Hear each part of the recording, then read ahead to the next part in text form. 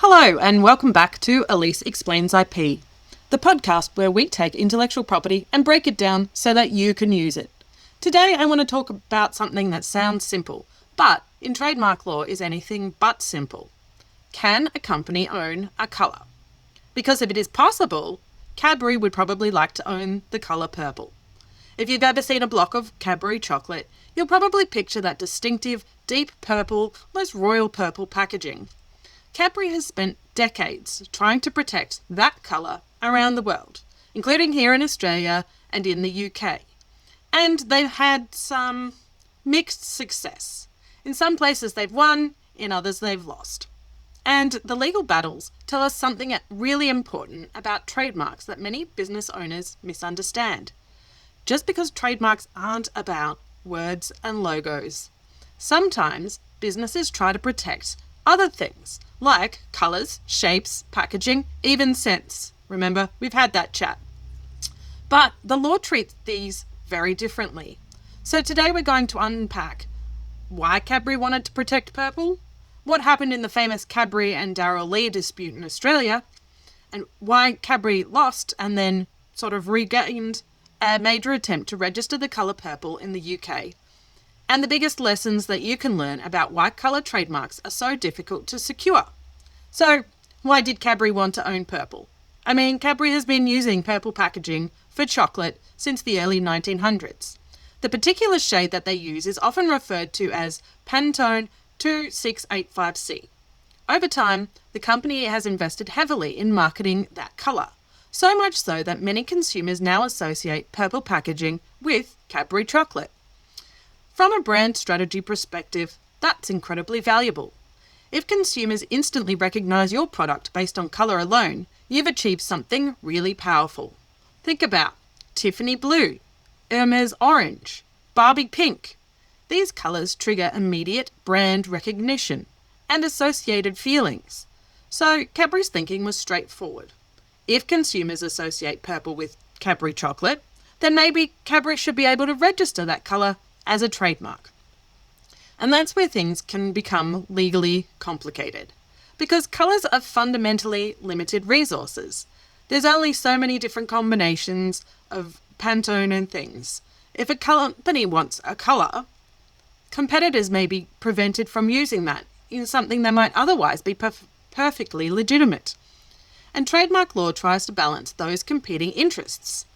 One of the most well-known Australian cases involving Cadbury's purple packaging was the dispute with Darrell Lea. Darrell Lea is an Australian brand that began selling chocolate in a lighter shade of purple packaging. Cadbury argued that this created confusion and took advantage of Cadbury's reputation. Essentially, Cadbury's position was consumers see purple chocolate packaging and think Cadbury. Darrell Lea pushed back. They argued that purple is just a colour. It shouldn't be able to be monopolised by any one chocolate manufacturer. The dispute went through the courts and ultimately reached the full federal court. The outcome was not what Cadbury had hoped. The court found that Cadbury did not have exclusive rights to the colour purple for chocolate packaging. A few key points influenced that outcome. The first one was that purple was not used exclusively by Cadbury. Evidence showed that other chocolate brands had used purple packaging over time, and that weakened the argument that purple was uniquely signalled Cadbury. 2. Packaging matters, not just colour. Consumers are also influenced by the brand names, logos, product shapes, and other design elements in the packaging. So purple alone was not doing all the work in that recognition space. 3. Trademark law is cautious about colour monopolies. The courts are reluctant to give one business control over something as basic as a colour unless the evidence is very strong. So Darrell Lea was allowed to continue using their colour purple in their packaging. And Cadbury did not gain any exclusive rights over the colour as a whole, maybe for their specific Pantone brand, but not for the colour purple. Now let's look at Cadbury's attempts in the United Kingdom.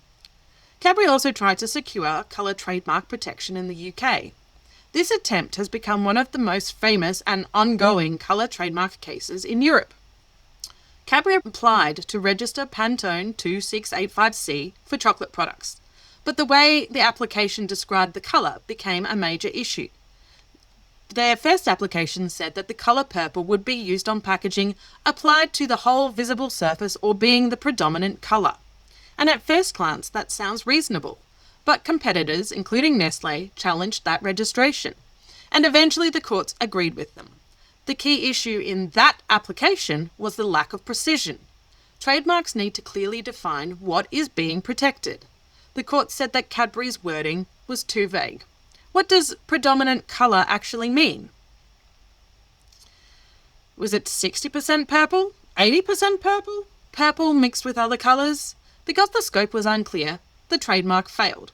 So despite Cadbury's long use of purple, the UK courts rejected that application. And they made a more successful further applications that were later accepted. So why are colour trademarks so difficult? The Cadbury case illustrates a broader principle. Registering a colour as a trademark is much harder than registering a word or a logo. And there are several reasons for that. Number one, colours are limited. Unlike words, there are only so many usable colours in an industry. If a company monopolises a colour, competitors can be unfairly restricted. And courts are very cautious about granting those rights. Two, as we sort of already discussed, consumers rarely rely on the colour alone. Most purchasing decisions rely on a combination of brand signals, including the logos, the names, the packaging design, typography, the layout, so that proving that the colour alone identifies a brand is very difficult. 3, evidence requirements are very, very high. To register a colour trademark, businesses typically need to show strong evidence that consumers associate that colour exclusively with their brand. This might include long-term use, advertising campaigns focusing on the colour, consumer surveys, sales data, and marketing investment. And all of this is expensive to produce. And even then, success is not guaranteed. And 4, the application must be extremely precise. The Cadbury UK case shows that another trap. When registering non-traditional marks like colours or shapes or scents, the description must be very precise. Trademarks need to clearly define the legal boundaries of the right that you are protecting. If the scope is vague, the application can fail. The Cadbury story is a great reminder of something important. Just because a brand has used something for a long time does not necessarily mean that they own it legally. Businesses often assume they automatically own colours or packaging styles or product shapes or design concepts.